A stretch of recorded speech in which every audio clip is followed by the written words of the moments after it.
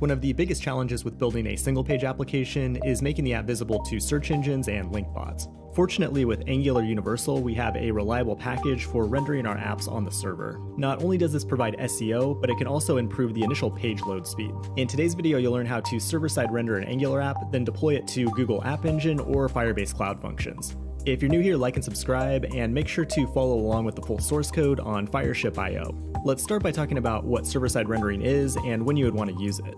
In any normal JavaScript app, whether it be Angular, Vue, or React, you will provide the browser with a JavaScript bundle. Then the browser will parse that bundle of JavaScript and figure out how to render the HTML. That's a great way to build a modern web app because it will make the user experience feel very fast and responsive like a native app.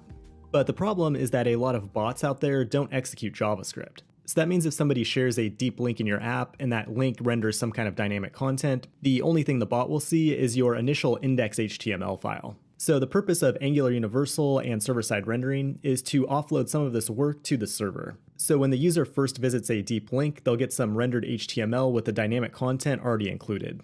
For example, the Twitter bot just wants to read the meta tags in the head of the document, so it's just going to grab that HTML and then not worry about executing any JavaScript on the page. When you have just a regular user, they'll get that same pre-rendered HTML, so this usually results in a faster initial page load. Then Angular's JavaScript will take over, so it'll behave just like a regular Angular app on subsequent navigations. In order to make this possible, we can't really use Firebase hosting directly because it's just a static host. We need an actual Node.js server to dynamically render the content when a page is requested. We have two good deployment options for a Firebase project, Google AppEngine and Firebase Cloud Functions. There are some trade-offs between the two, but I'll show you how to set up both of them in this video. And they can both be used on the free tier. I'm starting out from a brand new Angular 7 app, and the great thing about Universal is that there's a schematic, so we can simply add all the boilerplate to our project by running this command. ng-add Universal Express Engine, and then specify the client project as your project name. That will create 5 new files in this project, so let's take a look at each one of those now. The first one is the Webpack server config, and its job is to package and compile the server.ts file.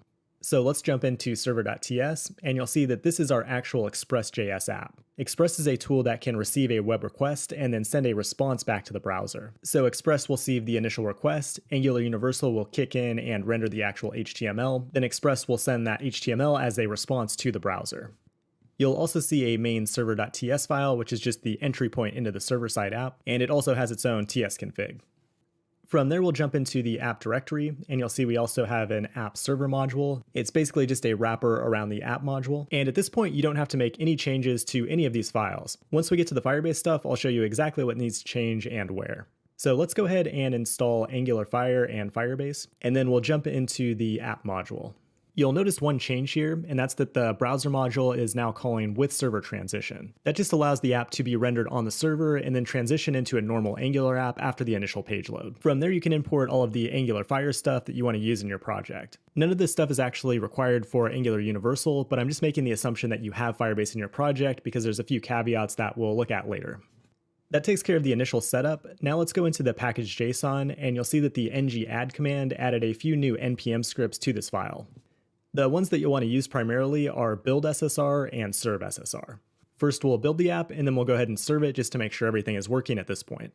Now, just a quick side note, I highly recommend using Node version 8.14 when working in your local development environment. That's the version used on GCP and Cloud Functions, and that's what I used to build this tutorial. After running the build command, you should see a dist directory, and inside of that, you should see a browser build and a server build, as well as a server.js file.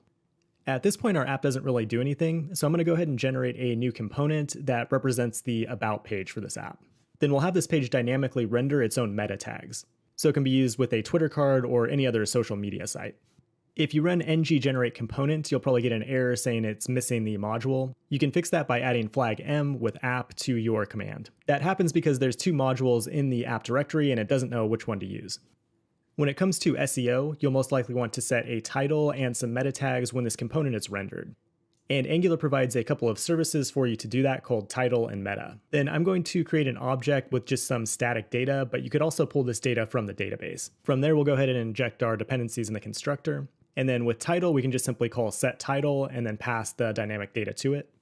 Then the meta service has an add tags method, which we can pass an array of multiple meta tags. You can learn how to format meta tags by going to the Open Graph docs or to Twitter or Facebook. But basically, Angular is just going to add these tags to the head of the document when this component is initialized.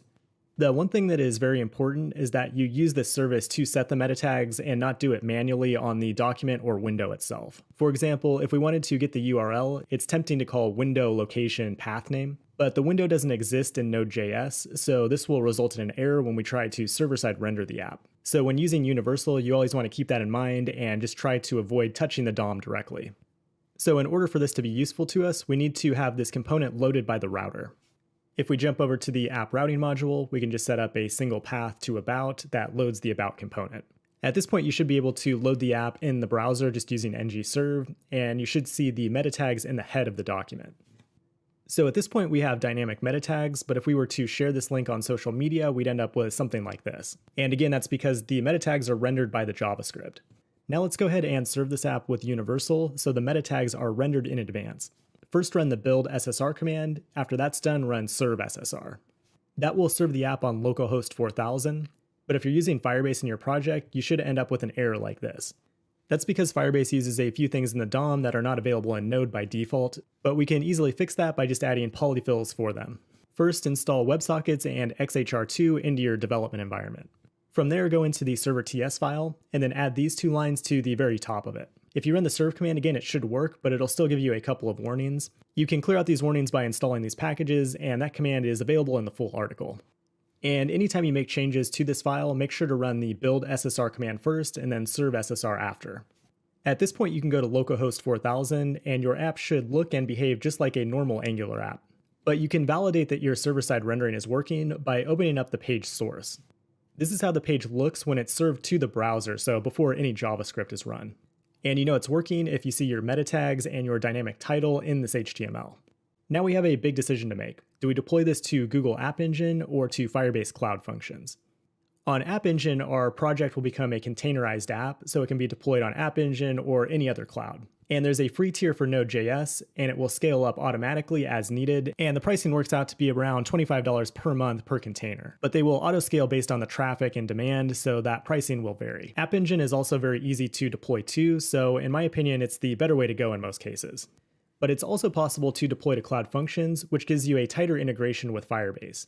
And it's hard to do a direct price comparison, but I suspect Cloud Functions would be less expensive. Pricing is based on the number of invocations of the function, which is free up to 125,000 per month. So those are the trade-offs. Let's go ahead and deploy to AppEngine first. You need to have the Google Cloud command line tools installed, so you should be able to run the gcloud command, and then we'll create a file called app.yaml. The only line you need in this file is the runtime as Node.js 8, but you can also specify different scaling options here as well. When you deploy, it's going to be looking for the npm run start command, so you'll want to go into your package.json and have that point to the serve SSR command.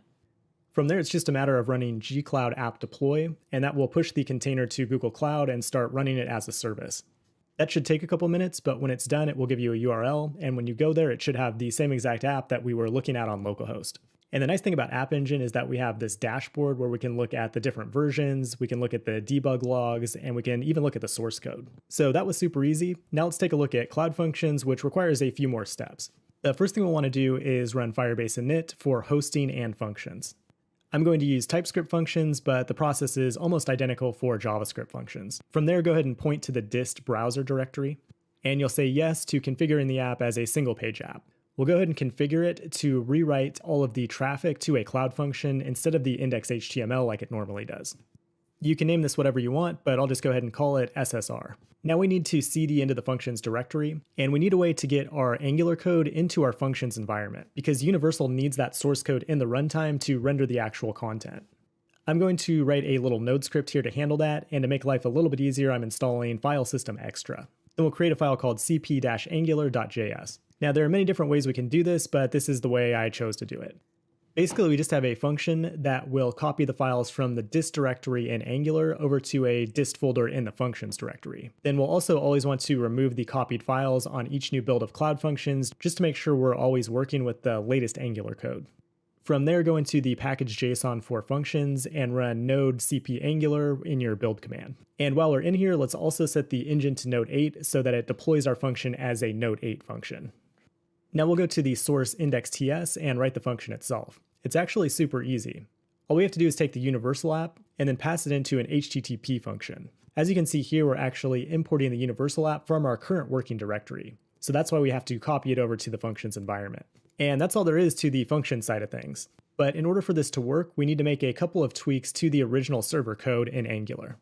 Open up the server TS file and then add an export in front of the app variable. Then go all the way down to the bottom and comment out the listener. Cloud Functions is already doing the listening, so we don't want this line in our code.